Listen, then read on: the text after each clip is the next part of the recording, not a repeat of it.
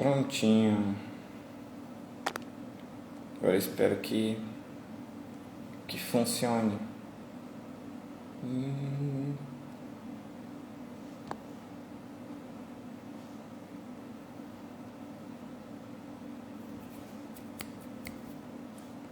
Pronto. Agora vai dar certo. Conseguiu, doutora?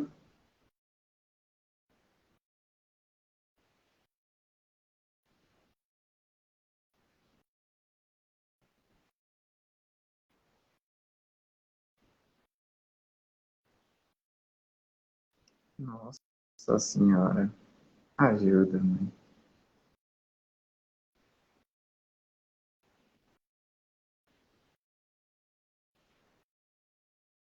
Ah, tá aparecendo que mensagem para você, doutora?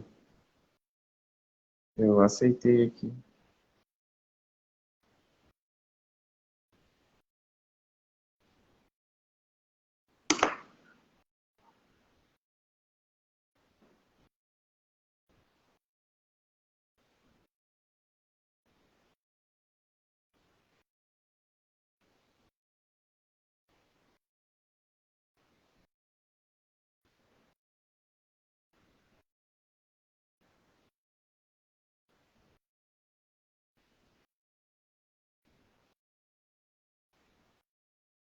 Ô, Jesus.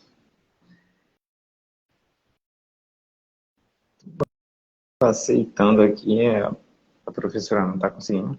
Conseguiu? Oh, graças a Deus! Tá me ouvindo? Satisfação. Muito bem, muito bem. Mas eu não estou lhe ouvindo. Não tá me ouvindo? Tá agora? Não? Tá Não, ouvindo? não estou lhe ouvindo. Vou tirar aqui. Ouviu? Tá ouvindo agora? Não. Deixa eu olhar aqui. Mas o meu tá tudo aberto aqui. Pessoal que tá na live, tá ouvindo? O áudio tá Não, legal? não me escuto.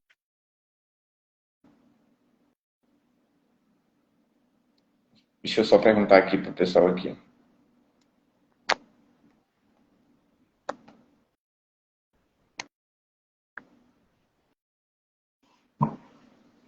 Tá ouvindo, o pessoal da live tá ouvindo.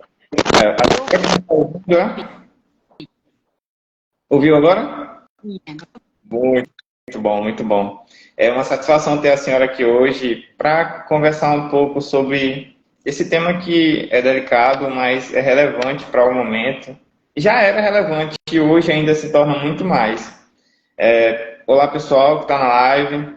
Eu sou Fernando Scott, neuropsicopedagogo, e abri esse espaço aqui na minha rede para que a gente traga vários profissionais da área, essa equipe multiprofissional que cuida desses aspectos, autismo, TDAH, dislexia, descalculia, Down. Então, todo esse público ele tem que ser cuidado.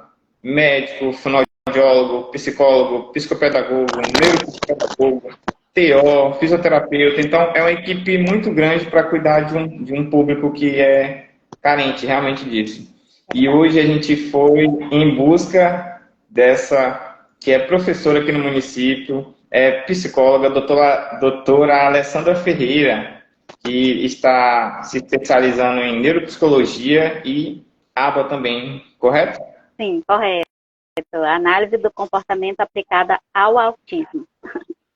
Parabéns, parabéns, professor, é uma satisfação. E a gente abre essa live de hoje com a pergunta: existe ex-autista, professora? Existe? Essa foi a pergunta que me fizeram e eu não soube responder. Eu fiquei assim, nossa, se é uma característica desse jeito, eu disse, eu vou perguntar para a doutora. Que a palavra está com a senhora. Muito boa noite. Eu agradeço muito o convite. É pertinente esse tema. Nós temos que trabalhar realmente, falar sobre o autismo, falar sobre os outros transtornos mentais, que são vários, tem um leque de transtornos mentais. A CID e o DSM-5 também trazem essas informações. E nós temos que levar essas informações às pessoas que realmente precisam. E como nós estamos trabalhando aqui no município, eu como coordenadora do Núcleo Multiprofissional de Educação Inclusiva e também atendo a clínica na APAE, recebo essa demanda dentro da APAE, da atendimento clínico. E com relação à questão, não existe gays autistas. Nasceu autista. Não existe. Parabéns. Olha só, pessoal. Procuramos trazer informação com embasamento científico, mas também com vivência do dia a dia. Olha, a doutora, a professora Alessandra aqui, é coordenadora do núcleo de especialidades aqui do município de Peritoró, correto? E ainda atende a parte clínica na APAE, que é um órgão que aqui representa os excepcionais muito bem no município. E vamos começar com um simples tema. O que é? O que é, de maneira fácil, autismo? O que é autismo? O autismo é um transtorno global do neurodesenvolvimento, né? Está lá no cérebro. A criança nasce com esse transtorno, ele apresenta várias dificuldades, essas dificuldades impedem essa criança, essa pessoa autista a se comunicar, a interagir, ele tem o hiperfoco em determinado objeto, ele tem repetições, ele tem comportamentos restritos e repetitivos, eles têm flaps, eles sacodem as mãos, eles mexem as mãos na frente dos olhos, eles se balançam. É perceptível, né? As pessoas, quando veem uma pessoa, se caracteriza logo por isso, né? Olha, isso aí deve ser autista, porque ele tem algum flapzinho desses aqui que acontece, que é normal, ele pode estar alegre, feliz, pode estar zangado, qualquer uma dessas reações emocionais para ele causa isso nele. Mas isso varia, ele tem variações e intensidades. Existem autistas que a gente agora é classificado por níveis, nível 1, nível 2 e nível 3, e esses níveis é que vêm dizer a necessidade dessa criança, dessa pessoa autista, que ele precisa. E aí, de acordo com as investigações, é uma questão muito visual, a gente traz essa criança para dentro do consultório, a gente faz uma investigação preliminar com os cuidadores, com os pais, dentro da escola, com os professores, que são aquelas pessoas que estão mais próximas, e a partir dessa primeira análise, dessa primeira avaliação que a gente faz com a criança, a gente vai observando os comportamentos e o que ela nos traz, o que ela não tem, para a gente poder começar a fazer um trabalho diferenciado de acordo com a necessidade de cada um deles. Perfeito. E já no TDAH é diferente, porque a gente percebe que existem características que confundem muito. TEA e TDAH, que precisam ser bem observadas para a gente não confundir. Então, não dá para caracterizar em um só momento, correto? É necessário um acompanhamento bem maior. E outra coisa... Eu falo muito para os meus pacientes, os pais principalmente, da responsabilidade que nós temos de dar um diagnóstico preciso, um diagnóstico real. Por isso que nós trabalhamos com uma equipe multidisciplinar, porque são os olhos de vários profissionais competentes que vão fazer essa análise e, de preferência, que dentro dessa equipe multiprofissional tenham profissionais com embasamento teórico na análise do comportamento. O ABA é importante ter o ABA. É o que é mais aconselhável e que os neuropediatras encaminham para o acompanhamento para esses profissionais que têm essa especialização, porque ele está dando mais resultados dentro do autismo. O que a gente sempre explica é que foi definido níveis, né? Níveis 1, 2 e 3, mas isso não quer dizer que a pessoa é menos autista no nível 1 e no nível 3 é mais autista. Trabalhando sempre com o nível de acompanhamento que a criança necessita, no caso, correto? Claro que os níveis é de suporte. Nível 1 de suporte, nível 2, nível 3.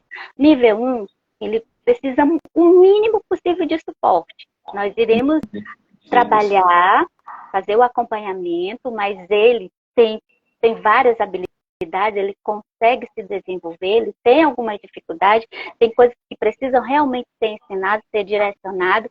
Nós temos que ser muito concretos, eles não aceitam abstrações, eles não entendem falas com significados duplos, eles têm muita sentido, né? Aí o nível 2 precisa de um suporte maior e o nível 3 é um total suporte. Eles precisam desse suporte porque o autismo vem de uma maneira muito, muito agressiva para eles. Eles têm estereotipias, têm flaps, eles têm hipersensibilidade auditiva, hipersensibilidade sensorial, eles têm dificuldades em estar em ambientes fechados, ou então têm dificuldade em ambientes com muita gente, eles têm dificuldade em mudar a rotina, eles seguem rotina. Isso nós estamos falando da pessoa com TEA, o autista. Isso. No caso, esses mesmos aspectos, a senhora nota que seriam aplicados todos ou menos no caso do TDAH, no caso da hiperatividade? O TDAH ele é diferenciado, né? O TDAH, por mais que ele tenha característica, e o que é mais característico e se parece muito com o TEA é a hiperatividade. Geralmente, eles são confundidos. Mais o TDAH é um distúrbio comportamental, né?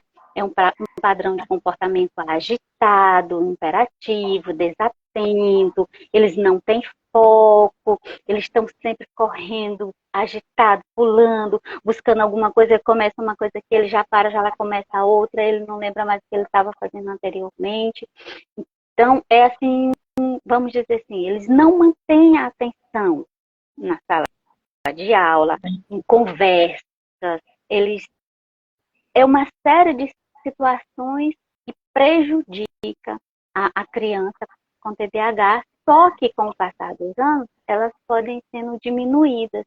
E até mesmo com a utilização de medicamentos, o TDAH ele pode ficar bem reduzido. Já o autismo, não.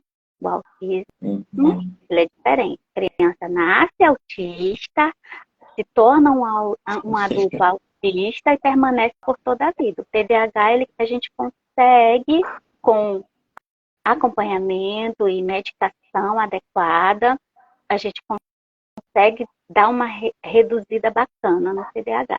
O autismo é com acompanhamento. Isso tudo influi no momento em que se é descoberto, não é? Quanto mais precoce e quanto o acompanhamento mais cedo começar, o nível, digamos assim, como isso vai aparecer na sociedade diminui drasticamente. A pesquisa que eu acompanhei, quando é notado muito precoce, 30% dos casos não precisa nem na vida adulta, não precisa de acompanhamento. 40% precisa e 30% necessita 24 horas de acompanhamento. Então, na sua visão, quanto mais cedo se diagnostica os casos de autismo e TDAH, há uma melhoria? Qualidade de vida, com certeza.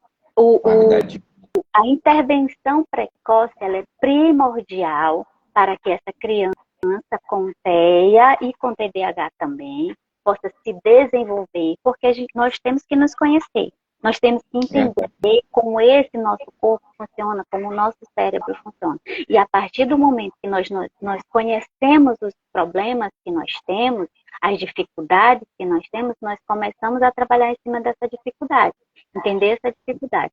E a partir do momento, quanto mais cedo, primeiros meses de vida, a gente já consegue perceber alguns sinais. A criança que mama, se ela tem autismo, ela não consegue sustentar o olhar, olhando para a mãe. A criança, quando mama, ela fica olhando aqui para a mãe, aquele amor pela mãe, tudo. Mas o autista não. Ele dorme muito em alguns casos, ele fica quietinho no lugarzinho dele, ele não chora muito, ou então ele chora intensamente. Vai variando. Nenhum autista é igual ao outro. E esse acompanhamento desde o início vai trazer qualidade de vida para essa criança, para essa pessoa autista e para a família como um todo. Porque a partir do momento que eu sei que eu tenho um autista na minha casa, que eu tenho uma criança com TDAH, e eu começo a trabalhar as necessidades básicas que são essenciais para que ele se desenvolva, para que ele cresça e para que ele tenha qualidade de vida, logo a família como um todo vai ter qualidade de vida. Verdade, verdade. Porque É nossa triste. nossa preocupação é a aprendizagem. E quando essa aprendizagem realmente ocorre, nós colocamos na sociedade uma pessoa que vai ter, digamos assim, as plenas capacidades de desenvolver a sua cidadania da melhor forma possível. Esse é o nosso objetivo e isso é o que a família também busca. Sempre nesse viés de aprender para poder exercer. E, assim, eu sou muito grato a Deus por tudo que a gente está trazendo aqui, porque não são só coisas que a gente leu, são coisas que lemos, aplicamos e estamos trazendo aqui para a sociedade algo, uma vivência de fato, realmente, É o que para estimular, nós estamos vivendo no dia a dia, né? nosso dia a dia, estimulando outros profissionais que se formaram nessas áreas também, e a família também, várias famílias que possam entender os detalhes, começar a notar isso cedo e possam procurar logo acompanhamento. Esse acompanhamento precoce torna todo o processo mais claro, mais fácil, e a nossa sociedade agradece. Esse é o nosso foco. E, doutora, no caso das intervenções, no caso da TEA e no caso do TH, no seu caso, como é que isso está sendo desenvolvido? Antes de eu responder a sua pergunta, eu vou responder a pergunta que tem aqui no... Pode fazer, eu não vi. Aqui é possível, depois de adulto, ser diagnosticado com autismo ou TDAH? Tem várias pessoas, até mesmo se a gente observar nas redes sociais, várias pessoas que foram diagnosticadas porque o filho foi diagnosticado com autismo. O filho tem TDAH, e aí ele levou o filho para uma consulta com o neuropediatra, com o neurologista, o pediatra, e lá foi diagnosticado que o filho tem TDAH e tem autismo, e aí logo o pai também se viu com as mesmas características, tá entendendo? E deixa eu contar uma surpresa para a senhora.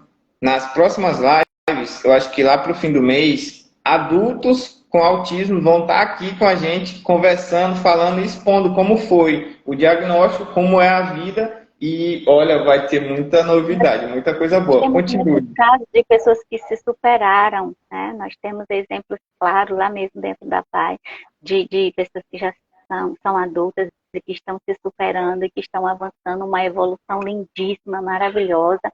E aí, com relação à sua pergunta, você pode... Lembra? Sim, as terapias as intervenções que a senhora vê e aplica. No meu caso, a minha intervenção para o autismo eu utilizo a análise do comportamento aplicada ao autismo, porque é a que traz melhores resultados cientificamente, comprovado cientificamente, que a ABA, análise do comportamento aplicada ao autismo, está dando mais resultados. É um trabalho lento, mas que traz resultados muito bons para os nossos autistas, que traz uma evolução maravilhosa. E a gente faz esse acompanhamento não só com o autista, porque a gente tem que fazer esse treinamento, podemos dizer assim, com o autista, mas com toda a família. E não é diferente com o TDAH. Só que o TDAH, a gente pode utilizar-se de outras abordagens que tem dentro da psicologia. A psicologia tem várias abordagens. Eu estou trabalhando com a abordagem da análise do comportamento, mas nós temos a cognitivo-comportamental, e ela dá muito bem para ser trabalhado com o TDAH, e é uma intervenção comportamental, como eu já falei, com treino dos pais, um treino cognitivo, treino de habilidades sociais, tanto para TDAH quanto para o TEA, nós precisamos trabalhar muito esse treino de habilidades sociais, essa interação social, porque nós vivemos em sociedade, então nós precisamos aprender a viver em sociedade. E eles que têm esse transtorno mental, com essa dificuldade de interação social, com essa dificuldade de fala, né, esse manejo social, eles precisam ser trabalhados. Então, são várias abordagens, mas para o autismo é a análise do comportamento. Maravilha, maravilha.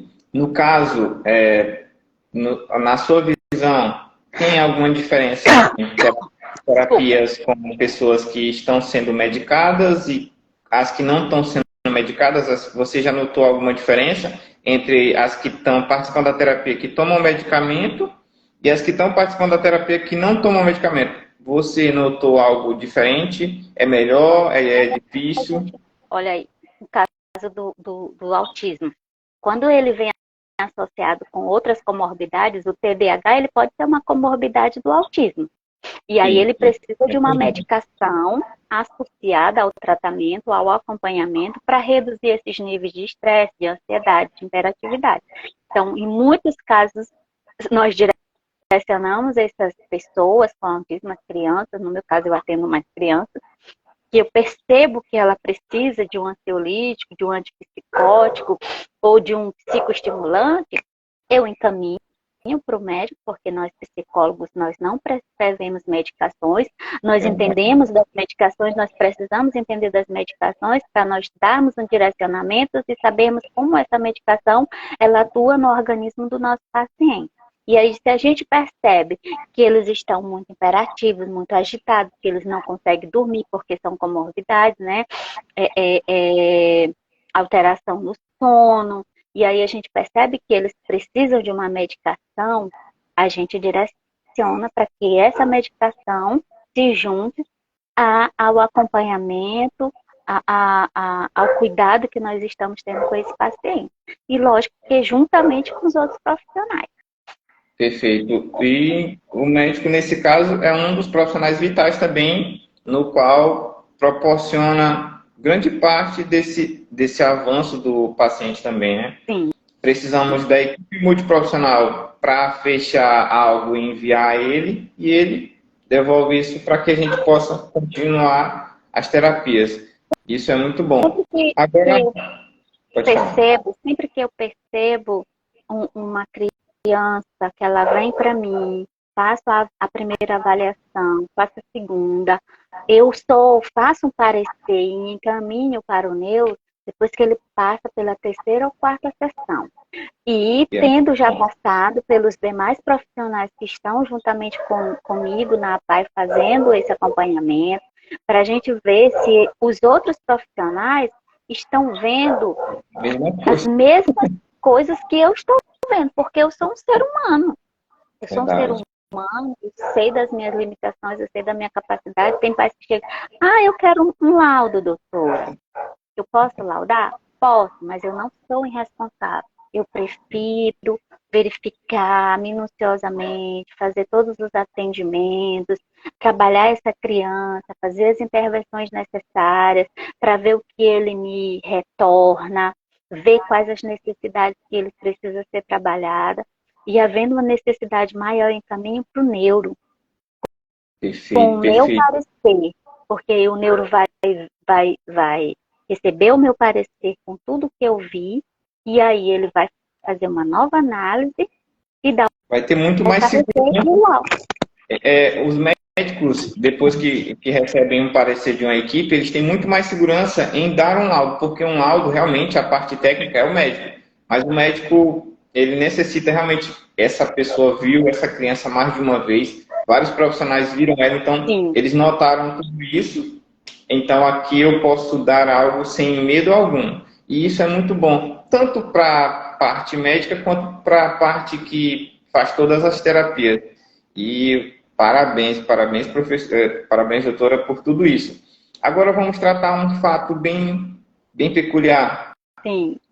Nós começamos a falar, mas a precocidade, ela traz todo o avanço no no desenvolvimento das terapias. Mas aqui eu posso notar ele bebezinho que quantos meses? Olha, o que eles nos direcionam é que é a partir de 1 ano e meio. Mas já com 8 meses, a gente já consegue ver sinais. Essa criança, Perfeito. ele não interage com outra, ele não brinca, ele prefere brincar sozinho, ele pega um carrinho, ao invés dele pegar o carrinho e vrum, vrum, vrum, ele vira o carro e fica brincando só com a rodinha, ele para em frente ao ventilador e fica olhando só a hélice girando e ele fica lá horas e horas, ele começa a andar na pontinha dos pés. Típico, é o mais Ele típico que a gente... ele não te olha nos olhos, ele não sustenta o olhar por mais de 2 segundos, ele olha para o lado, ele vira, ele tem flap, como eu já falei, então tudo isso são sinais. E eu digo mais às pessoas que estão nos acompanhando aqui, aos pais, que ouçam os professores, porque os nossos professores, como eu sou coordenadora no núcleo multiprofissional, os professores, eles estão recebendo essas crianças nas escolas e os pais, muitas vezes o professor chama, olha pai, seu filho está com alguma dificuldade, melhor você investigar. Tem pais que tiram até mesmo a criança da escola por não aceitar. Eu sei que é difícil, você receber um diagnóstico de autismo é muito difícil, é muito impactante para a família, porque nós moramos no Maranhão, no interior do Maranhão, numa cidade bem pequena, que se você falar que tem um transtorno mental, eles vão dizer que você é doido. Verdade. Né? E justamente... Não é, a gente nem chama mais de doido, é esquizofrênico. E aí a gente tem essa preocupação. Mas nós, lá na PAI, nós fazemos esse acolhimento, não é só da criança que apresenta da família. É da família como um todo. Verdade. E esse trabalho que estamos iniciando aqui, dando pontapé, é justamente para isso. A família vê esse conteúdo, sabe que ele é um conteúdo sempre super difundido, então ela não vai ter medo nenhum nem receio. Tem o TP Prêmio, está perguntando, a gente já respondeu anteriormente, mas a gente fala novamente. Existe diferença entre os graus de autismo? Vou deixar na sua palavra. Como a gente já falou, o nível 1 ele não precisa de suporte. Quer dizer que aquela criança ela consegue se desenvolver. Claro que com acompanhamento. Porque às vezes ele aprende a falar, mas se não tiver um acompanhamento adequado, ele pode regredir dessa fala. Ele pode deixar de falar. Porque ele vai por aquilo que é funcional para ele. Se não é funcional, ele não fala. Eu tenho, por exemplo, pacientes que ele lê excelentemente bem. Mas ele não escreve, porque a escrita para ele não é funcional, ou seja, não tem função alguma, não serve para nada. Eu sei ler, eu preciso escrever para quê? Eu não preciso escrever. Então ele não escreve. E tem outro que é o contrário. Ele sabe escrever perfeitamente bem, talvez saiba até ler, mas para ele não tem função. Tá entendendo? Então, não pode deixar regredir o que ele já aprendeu. A gente tem que dar continuidade. E nível 1. O nível 2 precisa de suporte, mas é um suporte mínimo, e a gente vai vendo quais são as necessidades e vai agregando aquilo que ele precisa, essas novas habilidades que ele precisa aprender. Que ele precisa aprender para que ele possa se desenvolver e se tornar uma pessoa independente ao longo da vida. É isso que essa intervenção precoce faz, é dar suporte para essa pessoa se tornar independente, crescer, estudar, se desenvolver, ter um trabalho, ter autonomia, se cuidar, ter família. Se o pessoal souber...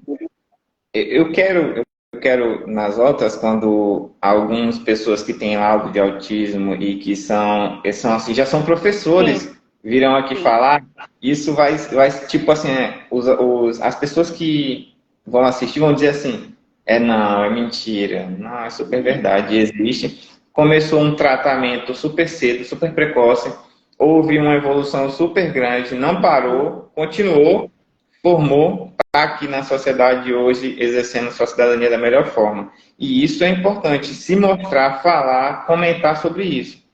Professora, para que a gente... Na PAI, o atendimento é assim, por encaminhamento médico, ou se a criança ela estuda em alguma escola do município aqui de Peritoró, ela, a a diretora, conjuntamente com a professora, tem uma solicitação que foi feita pelo núcleo onde eu trabalho, ela preenche, o pai assina e se direciona para a pai, a gente faz o atendimento. Ótimo. Mostrar a importância que os professores têm nesse primeiro contato com a família. Os professores conhecem essa criança.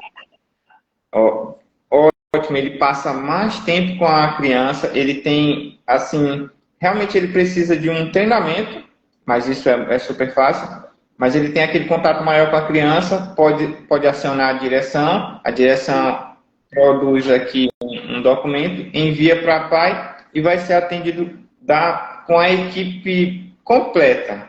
E isso é uma das facilidades e viabilidades que o município dá suporte, e é muito bom isso.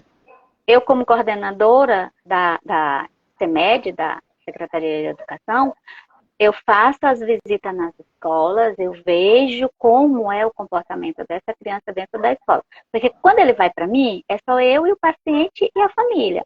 Na escola, tem todas as outras crianças, é um ambiente totalmente diferente. Em casa, é um ambiente totalmente diferente. Então, o pai traz o comportamento de casa, o professor me traz o comportamento da escola e eu avalio o comportamento dele dentro do consultório e assim eu faço um parecer com qualidade.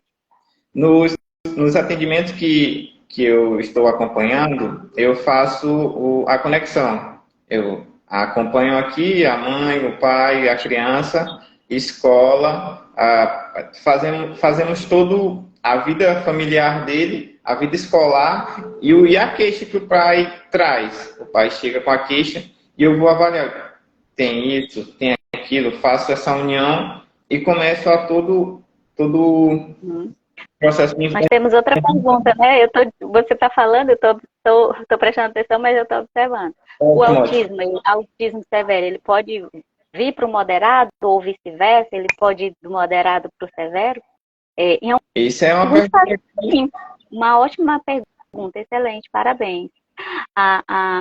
Se ele não tiver um acompanhamento adequado, ele pode se tornar severo. Porque ele não aprendeu, não foi lhes ensinado as habilidades essenciais para que ele possa se desenvolver. E aí ele vai regredir e isso vai se tornar severo. Agora, do severo, do moderado, tanto do moderado para o severo, se a gente for fazer uma análise, vai.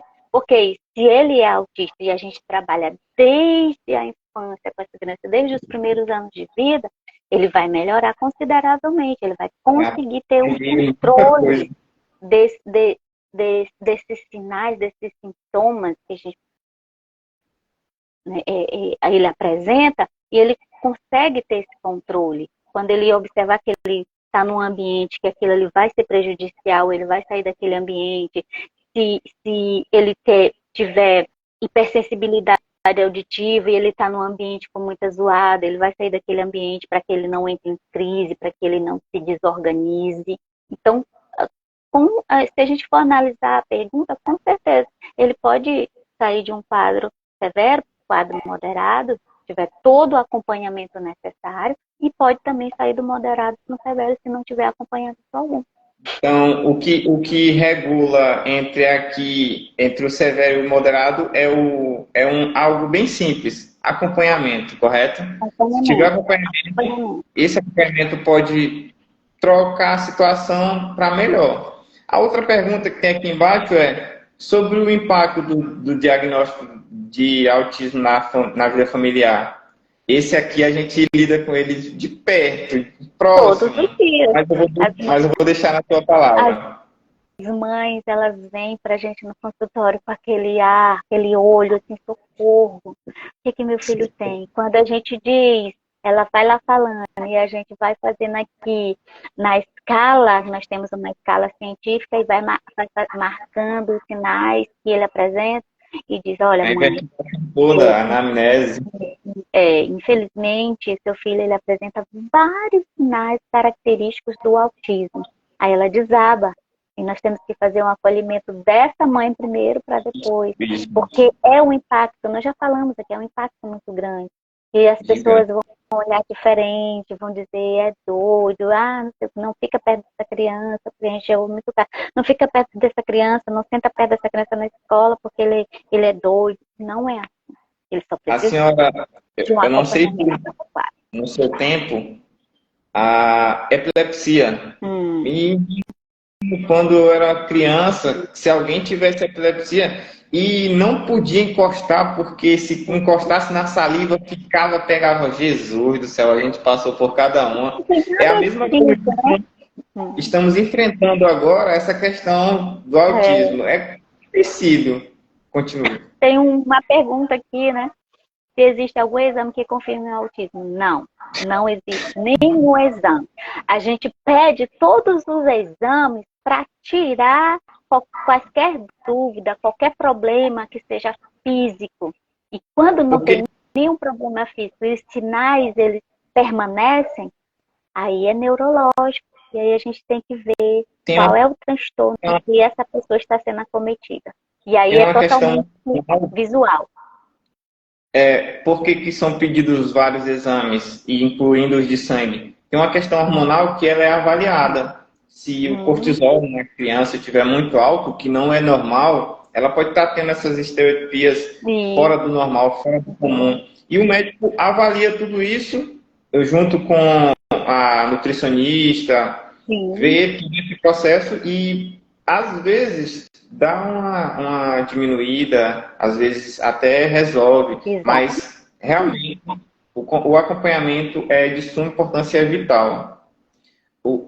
Tem uma perguntinha aqui embaixo. Qual? É uma pergunta que o preconceito leva o receio do diagnóstico. Esse é o fato de estarmos aqui. É dizer que não é difícil, é dizer que estamos aqui lidando com isso todo dia. Existe no primeiro momento essa dificuldade de aceitar, mas esse processo de aceitação acontecendo, todo esse preconceito cai por terra, porque tem uma pessoa que sabe dos seus direitos, está lutando por o maior investimento que ela tem, que é o filho, a filha, é a família, e a família não tem preço. Mas eu digo, deixe na sua palavra, preconceito. Você vai ficar com seu preconceito e esconder o seu filho, ou vai preferir que ele se desenvolva, que ele aprenda novas habilidades e que ele se torne uma pessoa independente, que ele cresça, se desenvolva, que ele possa viver sua vida plenamente? Melhor nós deixarmos o preconceito de lado, cuidarmos dessa criança e darmos todo o suporte que ela precisa para que ela possa se desenvolver. Porque se nós... A sociedade já é preconceituosa por natureza. É preconceituosa por tudo. E aí, nos próximos momentos também, teremos uma advogada que vai estar aqui com a gente comentando com os direitos que essas crianças que recebem o diagnóstico têm. Elas têm aquilo que estávamos comentando antes, BPC, tem direito resguardado. Preferência em filas, em aviões, não paga passagem no avião, e o cuidador paga só meia. Tem aquele cartãozinho, o cordãozinho agora que é lei para ele utilizar. Inclusive, sorteei um hoje, foi Patrícia Della do Vale, Leitiane ganhou, parabéns a ela. No caso do TEA, a gente não chama, não é uma deficiência, não é uma doença, mas é um transtorno. Verdade. Que traz muitos sérios problemas para a vida da pessoa com autismo. Bem como o TDAH também, é um transtorno mental. E como nós falamos no início, é um transtorno global no neurodesenvolvimento. São transtornos globais. E que eles não são, você não percebe a olho nu, você precisa observar as características que são peculiares, tanto do TEA quanto do TDAH. Tá bom, meu filho? Perfeito. Professora, eu acredito que nesse primeiro momento sanamos assim 90%, não tem mais perguntas. A senhora quer se despedir da nossa audiência? Eu agradeço muito a confiança e quero dizer para vocês que nós estamos disponíveis. Eu atendo na a psicologia clínica na APAE, faço atendimento na CEMED, na Secretaria de Educação de Peritoró, como coordenadora do Núcleo Multiprofissional. Aos pais, professores e crianças do município podem estar me procurando lá para fazer esse atendimento, essa conversa, fazer uma escuta qualificada, dar um direcionamento, encaminhamento. Eu estou disponível. E, professor, sempre que precisar, nós estamos aqui disponíveis, tá bom? Gratidão. Eu agradeço muito a confiança e a todos vocês, obrigado pelo carinho. Gratidão, gratidão, Obrigada, gratidão. Eu Anderson, muito obrigada. agradeço a todos que ficaram aqui conosco. Isso é só o início de um processo que estamos fazendo com que as pessoas diminuam os estigmas que tinham anteriormente e que eles se sintam mais confiantes. Tem você, tem a mim e tem a outra equipe que vem aqui com a gente contribuir também. Então, estamos todos unidos para que esse preconceito seja tirado de vista, tirado de mente e que todo mundo progrida, possivelmente, sempre. Deixa eu ver aqui. Quero dizer também que eu faço atendimento particular. Se alguém quiser, faço atendimentos particulares também, tá bom? Gratidão, Obrigada, professor. Vamos encerrar a live aqui. Eu vou deixar ela salva. Eu acredito que foi muito produtiva. Sucesso, doutora. Tá na hora. E que Deus nos abençoe. Estou aqui, tá bom? Tchau, tchau. Tá, Tchau, pessoal. Tchau. Tchau.